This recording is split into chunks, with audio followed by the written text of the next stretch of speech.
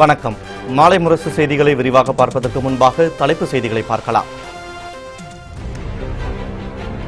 3 ஆண்டுகள் கிராமங்களில் பணிபுரிய மருத்துவர்களுக்கு குடியரசு துணைத் தலைவர் வெங்கையா நாயுடு வேண்டுகோள். மக்களுக்கு மருத்துவ சேவை அளிப்பதில் தமிழகம் முன்னோடி மாநிலமாக திகழ்வதாக பாராட்டு. பசுமை வழிச்சாலை குறித்து விவசாயிகளை எதிர்க்கட்சிகள் தவறாக திசை திருப்புவதாக அமைச்சர் ஆர்பி உதயகுமார் குற்றச்சாட்டு. 8 வழிச்சாலையால் பொருளாதார வளர்ச்சி, தொழில் முன்னேற்றம், வேலை வாய்ப்பு ஏற்படும் என விளக்கம். ப. சிதம்பரம் வீட்டில் கோடிக்கணக்கில் தங்கம், வைரம் கொள்ளை. வீட்டு பணிப்பெண்கள் கைவரிசையா என காவல்துறையினர் விசாரணை. 1.5 ஆண்டுகளுக்கு பின் பாஜக தேசிய தலைவர் அமித்ஷா நாளை சென்னை வருகை. நாடாளுமன்ற தேர்தல் குறித்து மாநில நிர்வாகிகளுடன் ஆலோசனை நடத்துவார் என தகவல்.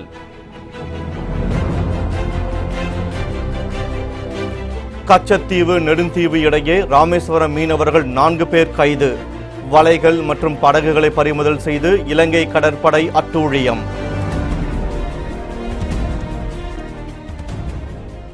இனி விரிவான செய்திகளை பார்க்கலாம். இந்தியாவிலேயே மக்களுக்கு மருத்துவ சேவை அளிப்பதில் தமிழகம் முன்னோடி மாநிலமாக திகழ்வதாக குடியரசு துணைத் தலைவர் வெங்கையா நாயுடு தெரிவித்துள்ளார். தமிழ்நாடு டாக்டர் எம்ஜிஆர் மருத்துவ பல்கலைக்கழகத்தின் 30வது பட்டமளிப்பு விழா சென்னை பல்கலைக்கழகத்தில் நடைபெற்றது. இதில் குடியரசு துணைத் தலைவர் வெங்கையா நாயுடு, சுகாதாரத்துறை அமைச்சர் விஜயபாஸ்கர், மீன்வளத்துறை அமைச்சர் ஜெயக்குமார், சுகாதாரத்துறை செயலாளர் ராதாகிருஷ்ணன் மற்றும் எம்ஜிஆர் மருத்துவ பல்கலைக்கழக துணைவேந்தர் கீதாலட்சுமி ஆகியோர் கலந்து கொண்டனர். விழாவில் மாணவர்களுக்கு சான்றிதழ் மற்றும் பதக்கங்களை குடியரசு துணைத் தலைவர் வெங்கையா நாயுடு வழங்கினார். அப்போது பேசிய அவர், ஒவ்வொரு மாவட்ட தலைநகரிலும் மருத்துவக் கல்லூரி அமைக்க வேண்டும் என்பதே அரசின் நோக்கம் என்று கூறினார்.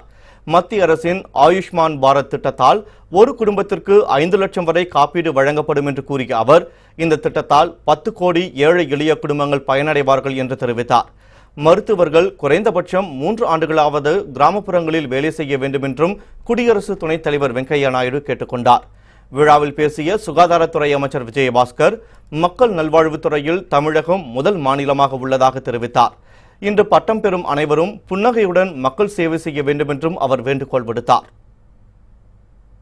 வெங்கையா நாயுடுஜி அவர்களே, இந்த விழாவிலே கலந்து கொண்டு உங்களுக்கு பாராட்டுக்களை அளிப்பது மிகப்பெரிய வரவேற்புக்குரிய விஷயம். என்னுடைய வாழ்த்துக்களை, பாராட்டுக்களை உங்களுக்கு தெரிவித்துக் கொண்டு, தமிழ்நாடு இந்தியாவுடைய மக்கள் நல்வாழ்வுத்துறையில ஒரு முன்னணி மாநிலம் மட்டுமல்ல, ஒரு முன்னோடி மாநிலம், ரோல் மாடல் ஸ்டேட். இந்த மகத்தான சேவை துறையில் இன்றைக்கு நீங்கள் ஒரு அங்கமாக உங்களை அர்ப்பணித்திருக்கிறீர்கள். தொடர்ந்து உங்களுடைய வாழ்வில் வசந்தம் வீசட்டும். நிச்சயமாக நல்வாழ்த்துக்கள் என்றைக்கும் உங்களோடு இருக்கும். புன்னகையே அருமருந்து என்று சொல்லி வாழ்த்துக்கள். மதுரை, தஞ்சாவூர், மதுரை, தனுஷ்கோடி என மேலும் 2 8 வழி பசுமை சாலைகள் அமைக்கும் திட்டம் உள்ளதாக அமைச்சர் ஆர்பி உதயகுமார் தெரிவித்தார். திருவண்ணாமலையில் நடைபெற்ற பசுமை வழிச்சாலை விளக்க கூட்டத்தில் அமைச்சர் ஆர்பி உதயகுமார் கலந்து கொண்டு உரையாற்றினார். 8 வழிச்சாலை குறித்து சமூக ஆர்வலர்கள், எதிர்க்கட்சியினர் விவசாயிகளிடம் மூலச்சலவை செய்து தவறாக அவர்களை திசை திருப்பி வருவதாக குற்றம் சாட்டினார். பின்னர் செய்தியாளர்களிடம் பேசிய அவர், தமிழகம் வளர்ச்சியை நோக்கி செல்லவும், பொருளாதார வளர்ச்சி, தொழில் முன்னேற்றம் ஏற்படவும், வேலைவாய்ப்பு அதிகரிக்கவும் 8 வழிச்சாலை அமைக்கப்படுவதாக விளக்கமளித்தார். 8 வழிச்சாலை அமைப்பதில் ஏற்படும் பிரச்சனைகளுக்கு முற்றிலும் அரசியல் உள்நோக்கம்தான் காரணம் என்றும் அமைச்சர் ஆர்பி உதயகுமார் தெரிவித்தார். 8 வழிச்சாலை பணிகள் நிறைவடைந்து அதன் பயன்களை மக்கள் உணரும் போது மதுரை, தஞ்சாவூர், மதுரை, தனுஷ்கோடி என மேலும் 2 8 வழி பசுமை சாலைகள் அமைக்கும் திட்டம் உள்ளதாக அமைச்சர் ஆர்பி உதயகுமார் தெரிவித்தார். தொழில் முனைவோர்கள் அதிகமாக வரவழைத்து தொழில் முன்னேற்றத்தையும் பொருளாதார முன்னேற்றத்தையும் அதேபோல் இளைஞர்களுக்கு வேலைவாய்ப்பை உருவாக்கி கொடுக்கவும், இது போன்ற ஒட்டுமொத்த பொருளாதார வளர்ச்சிக்காகவும் நாட்டை முன்னேற்ற பாதைகளை வளர்ச்சி செல்வதற்காகவும் தான் இந்த திட்டத்தை முழுக்க மக்களின் நன்மைக்காகவே, தமிழ்நாட்டினுடைய வளர்ச்சிக்காகவே இன்றைக்கு இந்த திட்டத்தை மிக மத்திய அரசிடத்திலே நம்முடைய மாண்பு முதலமைச்சர் அவர்கள் 2வது மாநிலமாக தமிழ்நாட்டுக்கு பெற்றுத் தந்திருக்கிறார். அது உண்மை நிலவரத்தை தெரிந்து கொள்வதற்கு முயற்சி செய்யாமல், ஆதாரம் இல்லாமல் மக்களை குழப்புகிற, அப்பாவி விவசாயிகளை குழப்புகிற வேலையை செய்கிறார். முன்னாள் மத்திய அமைச்சர் ப. சிதம்பரம் வீட்டில் பணம், நகைகள் கொள்ளையடிக்கப்பட்ட சம்பவம் குறித்து வேலைக்கார பெண்களிடம் காவல்துறையினர் விசாரணை நடத்தி வருகின்றனர். முன்னாள் மத்திய அமைச்சரும் காங்கிரஸ் தலைவர்களுள் ஒருவருமான ப சிதம்பரத்திற்கு சொந்தமான வீடு சென்னை நுங்கம்பாக்கத்தில் அமைந்துள்ளது. ப சிதம்பரம் குடும்பத்தினருடன் வெளியூர் சென்றிருந்த நிலையில் அவரது வீட்டில் இருந்து 1 லட்சம் ரூபாய் விலை உயர்ந்த பட்டுப்புடவைகள் மற்றும் பல கோடி ரூபாய் மதிப்பிலான தங்க வைர நகைகள் திருடப்பட்டதாக கூறப்படுகிறது. இதுகுறித்து 1000 விளக்கு காவல் நிலையத்தில் புகார் அளிக்கப்பட்டதை அடுத்து கொள்ளை சம்பவம் தொடர்பாக காவல்துறையினர் விசாரணை நடத்தி வருகின்றனர். வீட்டில் வேலை பார்த்த பணிப்பெண்கள் மீது சந்தேகம் இருப்பதாக ப சிதம்பரம் புகார் கொடுத்துள்ளதாக தகவல் வெளியாகியுள்ளது. அதன் அடிப்படையில் வேலைக்கார பெண்களிடம் காவல்துறையினர் தீவிர விசாரணை நடத்தி வருகின்றனர். சுமார் 1.5 ஆண்டுகளுக்கு பிறகு பாஜக தேசிய தலைவர் அமித்ஷா நாளை சென்னை வரவுள்ளார். அடுத்த ஆண்டு நடைபெறவுள்ள நாடாளுமன்ற தேர்தலை சந்திப்பதற்கு பாஜக தயாராகி வருகிறது. இதற்காக பல பிரபலங்களை அந்த கட்சியின் தேசிய தலைவர் அமித்ஷா நேரில் சந்தித்து ஆதரவு திரட்டி வருகிறார். இந்த நிலையில் நாளை சென்னை வருகை தரும் அவர் பாஜகவின் பல்வேறு பிரிவுகளின் பொறுப்பாளர்களை சந்தித்து உரையாட உள்ளார். இதற்காக நாளை காலை 11 மணி அளவில் விமானம் மூலம் சென்னை வரும் அமித்ஷா ECR சாலையில் அமைந்திருக்கும் விஜிபி தங்க கடற்கரையில் நடைபெறும் கூட்டத்தில் பங்கேற்கிறார். கடந்த ஆண்டு மே மற்றும் ஆகஸ்ட் மாதங்களில் தமிழக பொறுப்பாளர்களை சந்திக்க திட்டமிட்டிருந்த அமித்ஷாவின் பயணம் கடைசி நேரத்தில் ரத்து செய்யப்பட்டது குறிப்பிடத்தக்கது. நெடுந்தீவு அருகே மீன்பிடித்துக் கொண்டிருந்த தமிழக மீனவர்கள் 4 பேரை இலங்கை கடற்படையினர் கைது செய்துள்ளனர். ராமநாதபுரம் மாவட்டம் மண்டபம் பகுதியைச் சேர்ந்த மீனவர்கள் 4 பேர் விசைப்படகு ஒன்றில் நெடுந்தீவு அருகே மீன்பிடித்துக் கொண்டிருந்தனர். அப்போது அங்கு ரோந்து பணியில் ஈடுபட்டிருந்த இலங்கை கடற்படையினர் மீனவர்களை சுற்றி வளைத்தனர். இதையடுத்து எல்லை தாண்டி மீன்பிடித்ததாக கூறி அவர்கள் 4 பேருடன் விசைப்படகுகளையும் சிறைப்பிடித்தனர். இதைத் தொடர்ந்து கைது செய்யப்பட்ட மீனவர்கள் 4 பேரையும் காங்கேசன் துறைமுகத்திற்கு அழைத்து சென்ற இலங்கை கடற்படையினர் விசாரணை நடத்தி வருகின்றனர். திருச்செங்கோட்டில் உள்ள தனியார் நிறுவனத்தில் 4வது நாளாக இன்றும் வருமான வரித்துறை அதிகாரிகள் சோதனையில் ஈடுபட்டுள்ளனர். அரசு பள்ளிகளுக்கு முட்டை உள்ளிட்ட உணவுப் பொருட்களை விநியோகம் செய்து வரும் கிறிஸ்டி ஃப்ரைட் கிராம் என்ற தனியார் நிறுவனம் முறைகேட்டில் ஈடுபட்டதாக புகார் எழுந்தது. இதையடுத்து அந்த நிறுவனத்திற்கு சொந்தமான நாமக்கல், ராசிபுரம், திருச்செங்கோடு உள்ளிட்ட 70 இடங்களில் கடந்த 5ஆம் தேதி வருமான வரித்துறையினர் சோதனையை தொடங்கினர்.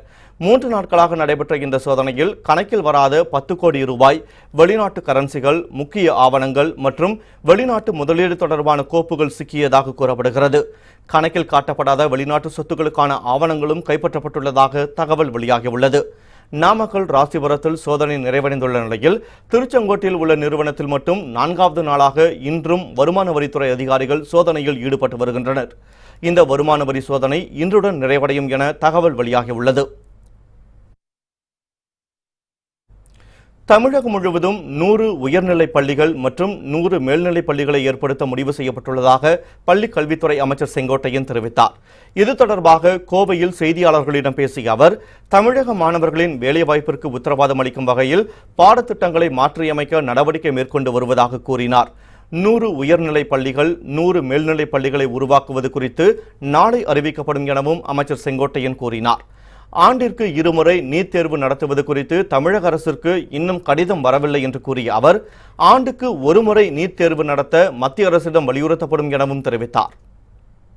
இப்போது நம்முடைய அரசை பொறுத்தவரையிலும் இந்த ஆண்டு 100 உயர்நிலைப் பள்ளிகள், 100 மேல்நிலைப் பள்ளிகள் உருவாக்குவதற்கு நாளை ஆணையிட இருக்கிறோம். அந்த ஆணை பிறப்பித்ததற்கு பிறகு எல்லா இடங்களிலும் மாணவர் சேர்க்கை சிறப்பான முறையில் அமையும்.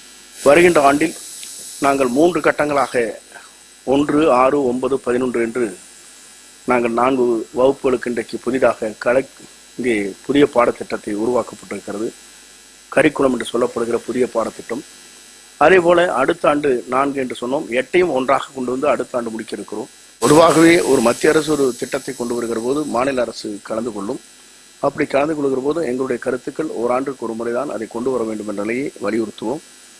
முதல்வருடைய கடிதங்கள் முதல்வருடைய பரிந்துரைக்கு எடுத்து சென்று முதல்வர் மூலமாக பாரத பிரதமர் அந்த துறையின் அமைச்சருக்கும் கடிதங்கள் எழுதப்படும். ஏனென்று சொன்னால் ஓராண்டுக்கு ஒரு முறை வைத்தால் மட்டும்தான் அந்த மாணவர்களால் அந்த தேர்வுகளை எழுத முடியும். 6 மாத காலம் என்பது அவர்களுக்கு கால வரையறை என்பது குறைவாக இருக்கும். சென்னை கோபாலபுரம் இல்லத்தில் திமுக தலைவர் கருணாநிதியை சந்தித்து மு.க. அழகிரி உடல்நலம் விசாரித்தார். திமுக தலைவர் கருணாநிதி உடல்நலம் பாதிப்பு காரணமாக சென்னை கோபாலபுரத்தில் உள்ள அவரது இல்லத்தில் ஓய்வெடுத்து வருகிறார்.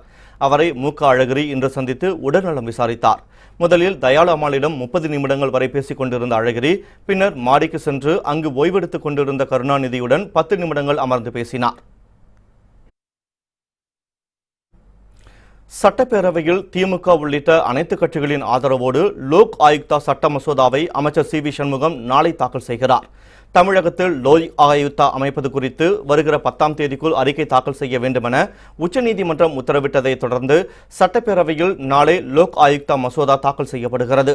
சட்டப்பேரவை கூட்டத்தொடர் நாளையுடன் முடிவடைய உள்ள நிலையில் சட்டத்துறை அமைச்சர் சி வி சண்முகம் நாளை லோக்பால் ஆயுக்தா சட்ட மசோதாவை தாக்கல் செய்கிறார். திமுக உள்ளிட்ட அனைத்து கட்சிகளின் ஆதரவோடு நாளை லோக்பால் ஆயுக்தா சட்ட மசோதா நிறைவேற்றப்படுகிறது. லோக் ஆயுக்தா அமைக்கப்பட்டால் அரசின் உயர் அதிகாரிகள், முதலமைச்சர், அமைச்சர்கள், எம்எல்ஏக்கள் என மக்களால் தேர்ந்தெடுக்கப்பட்ட பிரதிநிதிகள், அரசியல்வாதிகள் ஆகியோர் மீது யார் வேண்டுமானாலும் ஆதாரத்துடன் புகார் கொடுக்கலாம். புகாரை விசாரித்து அவர்கள் மீது நடவடிக்கை எடுக்க முடியும் என்பது குறிப்பிடத்தக்கது. கர்நாடகாவில் கொட்டி தீர்க்கும் கனமழையால் பொதுமக்களின் இயல்பு வாழ்க்கை பாதிக்கப்பட்டுள்ளது. கர்நாடக மாநிலத்தில் தென்மேற்கு பருவமழை தீவிரமடைந்து வருகிறது. உடுப்பி, மங்களூரு, பெங்களூரு ஆகிய பகுதிகளில் கனமழை பெய்து வருகிறது. இதனால் அந்த பகுதிகளில் பல இடங்கள் நீரில் மூழ்கியுள்ளன. கனமழையால் சுவர் இடிந்து விழுந்து 2 பேர் உயிரிழந்துள்ளனர். மங்களூரு சர்வதேச விமான நிலையத்தில் விமான சேவை பாதிக்கப்பட்டுள்ளது. ரயில் போக்குவரத்தும் பாதிக்கப்பட்டுள்ளது. பல ரயில்கள் மாற்றுப்பாதையில் திருப்பி விடப்பட்டுள்ளன.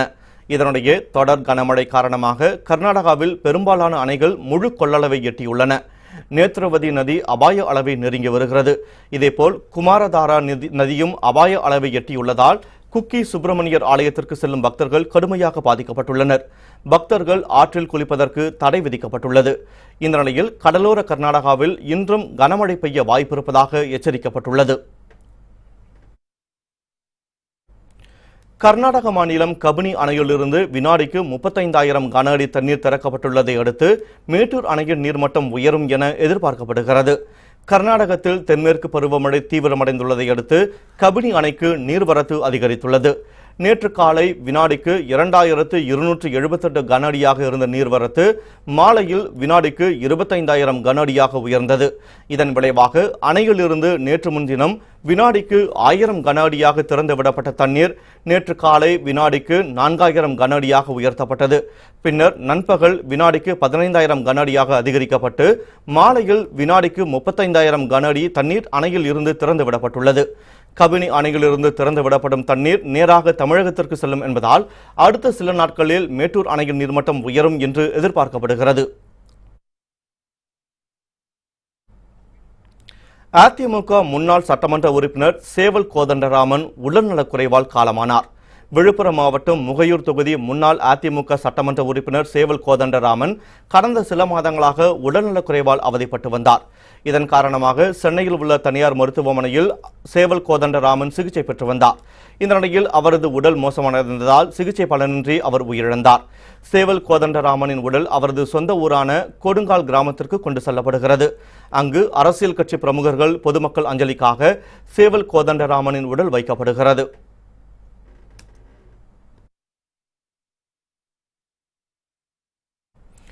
நாடாளுமன்றத்திற்கும் மாநில சட்டப்பேரவைகளுக்கும் ஒரே நேரத்தில் தேர்தல் நடத்தினால் மாநில உரிமைகள் பறிபோகும் என திமுக எதிர்ப்பு தெரிவித்துள்ளது. ஒரே நாடு ஒரே தேர்தல் நடத்தும் மத்திய அரசின் திட்டம் தொடர்பாக சட்ட ஆணைய கூட்டம் டெல்லியில் நேற்று நடைபெற்றது. இதில் தமிழக அரசின் சார்பில் மக்களவை துணை சபாநாயகர் தம்பிதுரை, சட்டத்துறை அமைச்சர் C V Shanmugam, MP Maitreyan உள்ளிட்டோர் பங்கேற்று அதிமுகவின் நிலைப்பாட்டை தெரிவித்தனர். இந்த நிலையில் நாடாளுமன்றம், சட்டப்பேரவைகளுக்கு ஒரே நேரத்தில் தேர்தல் நடத்துவது தொடர்பாக அங்கீகரிக்கப்பட்ட அரசியல் கட்சிகளுடன் 2வது நாளாக சட்ட ஆணையம் இன்று ஆலோசனை நடத்துகிறது. இதில் கலந்து கொள்வதற்காக டெல்லி சென்றுள்ள மாநிலங்களவை திமுக உறுப்பினர் திருச்சி சிவா செய்தியாளர்களுக்கு பேட்டியளித்தார். அப்போது ஒரே நேரத்தில் இரு தேர்தலை நடத்தினால் மாநில உரிமைகள் பறிபோகும் என குற்றம் சாட்டினார். 5 ஆண்டு காலம் தொடர்ந்து இருக்க முடியும் என்ற உத்தரவாதம் இல்லை. சில வழக்குகளில் தீர்ப்புகள் மாறி வந்திருந்தாலும் கூட இதை எந்த நேரத்திலும் பயன்படுத்தலாம் என்பதற்கு இன்னமும் சாத்தியக்கூறுகள் இருக்கின்றன. ஒரே நேரத்தில் எல்லா தேர்தல்களும் நடத்துகிற போது 10,000 கோடி ரூபாய் செலவாகும். பணம் செலவு என்பது ஒரு பொருட்டே அல்ல. நான் கேட்ட கேள்வி எங்கள் கழகத்தின் சார்பில் உங்களுக்கு பிரதானமான கேள்வி ஜனநாயகமா அல்லது பொருட்செலவா? இந்த கேள்விக்கான பதில் ஜனநாயகம் என்று வருகிற போது பரந்த ஜனநாயகம் உள்ள இந்த நாட்டில் தேர்ந்தெடுக்கப்பட்ட மக்கள் பிரதிநிதிகளை இடைக்காலத்தில் மீண்டும் அழைக்கிற உரிமை வேண்டும் என்ற குரல் பரவலாக எழும்பி வருகிற போது 5 ஆண்டு காலம் நிரந்தரமாக ஒன்று இருக்க வேண்டும் என்பதற்கான திட்டங்கள் தீட்டப்படுவது சாத்தியமல்ல. அது ஜனநாயகத்திற்கு மாறானது. அண்ணா பல்கலைக்கழகத்தில் பொறியியல் கல்லூரிகளில் சேருவதற்காக இன்று நடைபெறும் விளையாட்டு பிரிவினருக்கான கலந்தாய்வில் 720 மாணவர்கள் கலந்து கொண்டனர். அண்ணா பல்கலைக்கழகத்தின் கீழ் உள்ள பொறியியல் கல்லூரிகளில் சேர விரும்பும் மாணவர்களுக்கான கலந்தாய்வு கடந்த மாதம் 6ஆம் தேதி தொடங்கியது. முதல் கட்டமாக மாற்றுத்திறனாளிகள் பிரிவின் கீழ் விண்ணப்பித்த மாணவர்களுக்கு கலந்தாய்வு நடைபெற்றது. இதையடுத்து நேற்று முன்னாள் ராணுவ வீரர்களின் வாரிசுகளுக்கு கலந்தாய்வு நடைபெற்றது. இந்நிலையில் இன்று விளையாட்டு பிரிவினருக்கான கலந்தாய்வு நடைபெற்று வருகிறது. 500 இடங்களுக்கு 6 கட்டங்களாக நடைபெறும் இந்த கலந்தாய்வில் 720 மாணவர்கள் பங்கேற்றுள்ளனர்.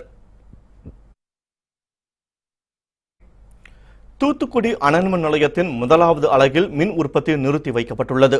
தூத்துக்குடி அனல்மின் நிலையத்தில் நாள்தோறும் 1050 மெகாவாட் மின் உற்பத்தி செய்யப்படுகிறது. இந்நிலையில் காற்றாலை மூலமாக பெறப்படும் மின்சார உற்பத்தி அதிக அளவில் உள்ளதாலும் மின் தேவை குறைவாக இருப்பதாலும் தூத்துக்குடி அனல்மின் நிலையத்தின் முதலாவது அலகில் மின் உற்பத்தி நிறுத்தி வைக்கப்பட்டுள்ளது. இதன் காரணமாக தற்போது 630 மெகாவாட் மின் உற்பத்தி மட்டுமே நடைபெறுகிறது. ஏற்கனவே கடந்த மாதம் பராமரிப்பு பணி காரணமாக 4வது அலகின் மின் உற்பத்தி நிறுத்தப்பட்டது குறிப்பிடத்தக்கது. ஆம்பூரில் வன பாதுகாப்பு வார விழாவையொட்டி சுற்றுச்சூழலை பாதுகாக்க வலியுறுத்தி நடைபெற்ற விழிப்புணர்வு ஊர்வலத்தில் 500க்கும் மேற்பட்ட பள்ளி மாணவர்கள் கலந்து கொண்டனர். வேலூர் மாவட்டம் ஆம்பூரில் உலக சுற்றுச்சூழல் தினம் மற்றும் வன பாதுகாப்பு வார விழாவையொட்டி சுற்றுச்சூழலை பாதுகாக்க வலியுறுத்தி தக்ஷிக்லா பள்ளி மாணவர்கள் விழிப்புணர்வு ஊர்வலம் சென்றனர்.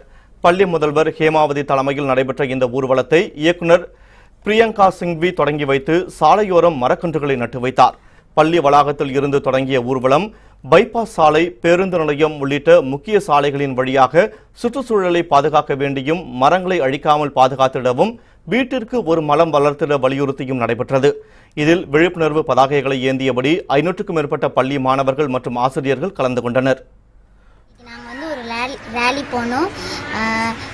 மரங்களை வெட்டக்கூடாது, நம்மளுக்கு சுவாசிக்க காற்று வேணும், நம்ம ஃபியூச்சர் ஜெனரேஷனுக்கும் காற்று வேணும். அது நாங்கள் ரேலி போனோம். முதல்வர் அவர்கள் பிரியங்கா சிங்வி மேம் சாலையோரத்தில் இந்த பள்ளி சார்பாக மரக்கன்றுகளை நட்டு வச்சாங்க. மறைந்த ராமசாமி படையாச்சியாருக்கு தபால் தலை வெளியிட வேண்டும் என்று சோளிங்கர் தொகுதியின் முன்னாள் காங்கிரஸ் சட்டமன்ற உறுப்பினர் அருள் அன்பரசு கோரிக்கை விடுத்துள்ளார். ராமசாமி படையாச்சியாரின் பிறந்தநாள் அரசு விழாவாக கொண்டாடப்படும் என்று தமிழக அரசு அறிவித்தது. இதற்கு வரவேற்பு தெரிவிக்கும் விதத்தில் கிண்டி செல்லம்மாள் கலைக்கல்லூரி எதிரில் உள்ள ராமசாமி படையாச்சியார் சிலைக்கு வன்னியர் சங்கம் சார்பில் மாலை அணிவித்து மரியாதை செலுத்தப்பட்டது. இதில் கலந்து கொண்ட பின் செய்தியாளர்களிடம் பேசிய சோளிங்கர் தொகுதியின் முன்னாள் காங்கிரஸ் சட்டமன்ற உறுப்பினர் அருள் அன்பரசு, அனைத்து ஏழை எளிய மக்களும் கல்வி வளர்ச்சி பெற்று முன்னேற வேண்டும் என்று குரல் கொடுத்தவர் ராமசாமி படையாச்சியார் என்று புகழாரம் சூட்டினார். அவருக்கு மணிமண்டபம் கட்டப்பட வேண்டும். தமிழக அரசு எங்கே ஒதுக்கீடு செய்கின்றதாலும் பரவாயில்ல, எந்த இடத்துல இருந்தாலும் பரவாயில்ல, அவருக்கு மணிமண்டபம் செய்திட வேண்டும். ஏனென்று சொன்னால் அவர் வெறும் வன்னிய குல சத்திரிய மக்களுக்காக இருக்கின்ற ஒரு சமுதாய தலைவர் மட்டுமல்ல, அவர் பெரும்பான்மை அனைவருக்கும் ஒருங்கிணைந்து ஒரு மாபெரும் தலைவராக திகழ்ந்தவர். போல தபால் தலை விரைவில் வெளியிடப்பட வேண்டும். இதை செய்கிறார் என்று சொன்னால் பெரும்பான்மை சமுதாயத்தினருடைய மக்களுடைய ஆதரவை அனைவரும் பெற முடியும் என்று. மின் தேவை குறைவு காரணமாக மேட்டூர் அனல்மின் நிலையத்தின் 3வது அலகில் மின் உற்பத்தி நிறுத்தப்பட்டுள்ளது. மேட்டூர் அனல்மின் நிலையத்தில் 210 மெகாவாட் உற்பத்தி திறன் கொண்ட 4 அலகுகளும் 600 மெகாவாட் உற்பத்தி திறன் கொண்ட 1 அலகும் செயல்பட்டு வருகிறது. இவற்றின் மூலம் 1440 மெகாவாட் மின்சாரம் உற்பத்தி செய்யப்படுகிறது. இதனிடையே கடந்த 10 நாட்களுக்கு முன்பு 600 மெகாவாட் அனல் மின் நிலையம் பராமரிப்பு பணிக்காக நிறுத்தப்பட்டது. இந்த நிலையில் மின் தேவை குறைவு காரணமாக 840 மெகாவாட் உற்பத்தி திறன் கொண்ட அனல் மின் நிலையத்தின் 3வது அலகும் நிறுத்தி வைக்கப்பட்டுள்ளது. சிறுமிகளுக்கு பாலியல் தொல்லை கொடுத்த வழக்கில் முதியவர் ஒருவருக்கு 8 ஆண்டுகள் சிறை தண்டனை விதித்து வேலூர் மாவட்ட மகளிர் நீதிமன்றம் தீர்ப்பளித்துள்ளது. வேலூர் மாவட்டம் சத்துவாச்சேரியை சேர்ந்த கஜேந்திரன் என்பவர் பந்தல் மற்றும் பொருட்களை வாடகைக்கு விட்டு வருகிறார். அலமேலூர் ரங்காபுரத்தை சேர்ந்த 2 சிறுமிகளுக்கு பாலியல் தொல்லை கொடுத்ததாக இவர் மீது கடந்த 2014ஆம் ஆண்டு வழக்கு தொடரப்பட்டது. இந்த வழக்கு விசாரணை வேலூர் மாவட்ட மகளிர் நீதிமன்றத்தில் இன்று விசாரணைக்கு வந்தது. இதனை விசாரித்த நீதிபதி செல்வம் குற்றம் சாட்டப்பட்ட கஜேந்திரனுக்கு 8 ஆண்டுகள் சிறை தண்டனையும் 4000 ரூபாய் அபராதமும் விதித்து தீர்ப்பளித்தார். இதையடுத்து கஜேந்திரன் தொரப்பாடி ஆண்கள் மத்திய சிறையில் அடைக்கப்பட்டார். எதிரி கஜேந்திரன் 2 சிறுமிகள் என்று பாராமல் பாலியல் தொந்தரவு செய்துள்ளார். அக்கா தங்கை இருவரும் பாலியல் தொந்தரவு செய்துள்ளார். அந்த குற்றத்திற்காக 8 வருடம் சிறை தண்டனையும் 4000 அபராதமும் இந்த கோர்ட் விதித்துள்ளது. கேரளாவில் கல்லூரி மாணவர் கொடூரமாக கொல்லப்பட்டதற்கு கண்டனம் தெரிவித்து இந்திய மாணவர் சங்கத்தினர் ஆர்ப்பாட்டத்தில் ஈடுபட்டனர். கேரள மாநிலம் எர்ணாகுளத்தில் செயல்பட்டு வரும் கல்லூரியில் 2ஆம் ஆண்டு படித்து வந்த அபிமன்யு என்ற மாணவர் கொடூரமாக கொல்லப்பட்டார். இதற்கு கண்டனம் தெரிவித்து போடியில் இந்திய மாணவர் சங்கத்தினர், மாதர் சங்கம், விவசாயிகள் சங்கம் உள்ளிட்ட அமைப்புகள் கண்டன ஆர்ப்பாட்டத்தில் ஈடுபட்டனர். மாணவர் கொலைக்கு காரணமானவர்கள் மீது நடவடிக்கை எடுக்க வேண்டும் எனவும் அவர்கள் வேண்டுகோள் விடுத்தனர். கல்லூரி வளாகத்தில் எழுதி சூழலுக்கு எழுதி கொண்டிருந்த அருமை மாணவன் அபிமன்யு அவர்களை பயங்கரமாக கத்தியால் நெஞ்சில் குத்தி அதை இணைத்து படுகொலை செய்திருக்கிறார்கள். அந்த படுகொலையை கண்டித்து இன்றைக்கு கேரள மாநிலம் மட்டுமல்ல தமிழ்நாடு முழுவதும் அந்த போராட்டத்தை மாணவர்களும் வாலிபர்களும் விவசாயிகள் நடத்தி கொண்டிருக்கிறார்கள். திருச்சி விமான நிலையத்தில் மலேசியாவில் இருந்து 11 லட்சம் ரூபாய் மதிப்பிலான தங்க கட்டிகளை கடத்தி வந்தவரை காவல்துறையினர் கைது செய்தனர். திருச்சி விமான நிலையத்தில் சுங்க இலாக்காத்துறை அதிகாரிகள் வழக்கம் போல் பணியில் ஈடுபட்டிருந்தனர். மலேசியாவில் இருந்து வந்த பயணிகளிடம் அதிகாரிகள் சோதனை மேற்கொண்டனர். அப்போது சென்னையை சேர்ந்த நஜீமுதீன் என்பவர் தனது உடைமையில் 11 லட்சம் ரூபாய் மதிப்பிலான தங்க கட்டிகளை மறைத்து வைத்தது கண்டுபிடிக்கப்பட்டது. இதையடுத்து அவற்றை பறிமுதல் செய்த காவல்துறையினர் கடத்தலில் ஈடுபட்டவரை கைது செய்தனர். அவரிடம் தீவிர விசாரணை மேற்கொள்ளப்பட்டு வருகிறது. ராமேஸ்வரம் அருகே உள்ள வல்லத்தில் மறைத்து வைக்கப்பட்ட 300 கிலோ கடல் அட்டைகளை கடலோர காவல்துறையினர் பறிமுதல் செய்தனர். மன்னார் வளைகுடா கடற்பகுதியில் காணப்படும் அரிய வகை உயிரினங்களை பிடிக்க அரசு தடை விதித்துள்ளது. இந்த நிலையில் வடக்கு மண்டபம் கடற்கரை பகுதியில் கடல் அட்டைகள் மறைத்து வைக்கப்பட்டுள்ளதாக கடலோர காவல்துறையினருக்கு ரகசிய தகவல் கிடைத்தது. இதையடுத்து அங்கு சார்பு ஆய்வாளர் ராஜ்குமார் தலைமையிலான காவலர்கள் சோதனை செய்தனர். அப்போது 300 கிலோ கடல் அட்டைகள் மறைத்து வைக்கப்பட்டது தெரியவந்தது. அவற்றை பறிமுதல் செய்த காவல்துறையினர் படகின் உரிமையாளரை தேடி வருகின்றனர். தேனியில் அரசு பேருந்து பள்ளத்தில் கவிழ்ந்த விபத்தில் குழந்தைகள், பெண்கள் உட்பட 30க்கும் மேற்பட்டோர் படுகாயமடைந்தனர். கம்பத்தில் இருந்து மதுரை நோக்கி சென்ற அரசு பேருந்து சின்னமனூர் அருகே சென்று கொண்டிருந்தது. அப்போது எதிரே வந்த இருசக்கர வாகனம் மீது மோதாமல் இருக்க ஓட்டுநர் முயற்சித்த போது கட்டுப்பாட்டை இழந்த பேருந்து பள்ளத்தில் கவிழ்ந்து விபத்துக்குள்ளானது. இதில் பெண்கள், குழந்தைகள் உட்பட 30க்கும் மேற்பட்டோர் படுகாயமடைந்தனர். விபத்து குறித்து தகவல் அளித்தும் சம்பவ இடத்திற்கு ஆம்புலன்ஸ் வராததால் மீட்பு பணியில் தொய்வு ஏற்பட்டது. இதையடுத்து காவல்துறையினர் மற்றும் பொதுமக்கள் காயமடைந்தவர்களை மீட்டு அருகில் இருந்த அரசு மருத்துவமனைக்கு சிகிச்சைக்காக அனுப்பி வைத்தனர்.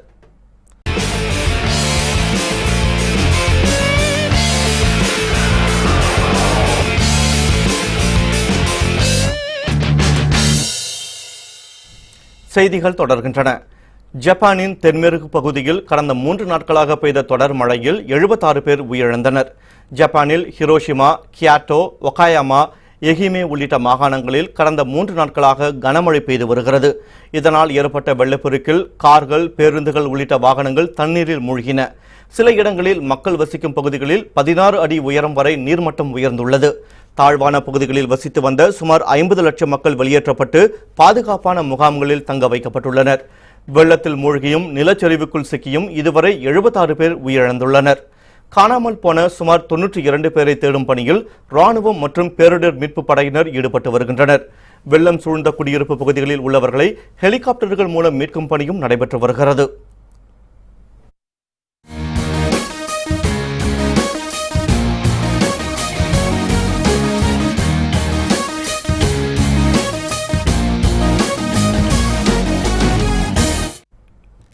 விம்பிள்டன் டென்னிஸ் போட்டியில் பெண்கள் ஒற்றையர் பிரிவு ஆட்டத்தில் நம்பர் 1 வீராங்கனை சிமோனா ஹாலப் தோல்வியை தழுவினார். கிராண்ட்ஸ்லாம் போட்டிகளில் ஒன்றான விம்பிள்டன் டென்னிஸ் போட்டி லண்டனில் நடைபெற்று வருகிறது. இதில் ஆண்கள் ஒற்றையர் பிரிவில் நேற்று நடந்த 3வது சுற்று ஆட்டத்தில் முதல்நிலை வீரரான ஸ்பெயினை சேர்ந்த ரஃபேல் நடால் ஆஸ்திரேலிய வீரர் அலெக்ஸ் டிமினாரை எளிதில் வீழ்த்தி 4வது சுற்றுக்கு முன்னேறினார்.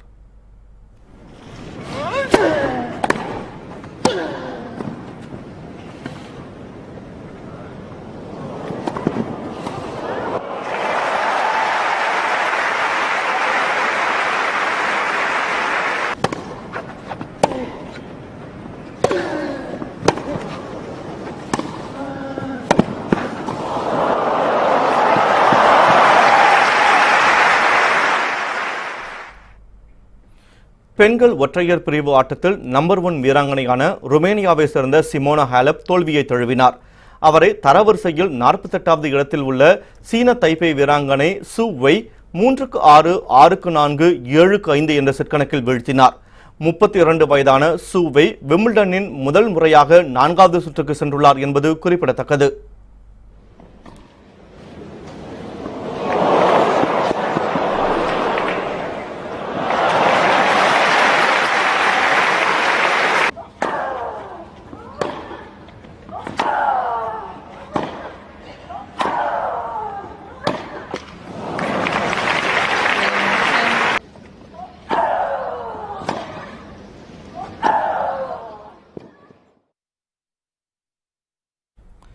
இங்கிலாந்து அணிக்கு எதிரான கடைசி 20 ஓவர் போட்டியில் வெற்றி பெற இந்திய அணி வீரர்கள் தீவிர பயிற்சி மேற்கொண்டுள்ளனர். இந்திய கிரிக்கெட் அணி T20 ஒருநாள் மற்றும் டெஸ்ட் போட்டிகளில் விளையாட இங்கிலாந்து நாட்டிற்கு சுற்றுப்பயணம் மேற்கொண்டுள்ளது. 2 20 ஓவர் போட்டி முடிந்த நிலையில் இந்திய அணியும் இங்கிலாந்தும் தலா ஒரு போட்டியில் வெற்றி பெற்றுள்ளன. இந்த நிலையில் 3வது மற்றும் கடைசி 20 ஓவர் போட்டி பிரிஸ்டோலில் இன்று நடைபெறுகிறது. இதில் வெற்றி பெறும் அணி தொடரை கைப்பற்றும் என்பதால் இரு அணி வீரர்களும் தீவிர பயிற்சியில் ஈடுபட்டுள்ளனர்.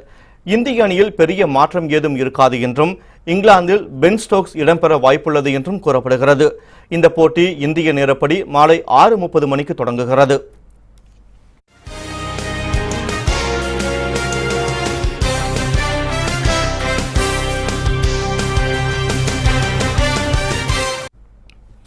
தமிழகத்தின் ஓரிரு இடங்களில் இன்று இடியுடன் கூடிய மழை பெய்ய வாய்ப்பு உள்ளதாக சென்னை வானிலை ஆய்வு மையம் தெரிவித்துள்ளது.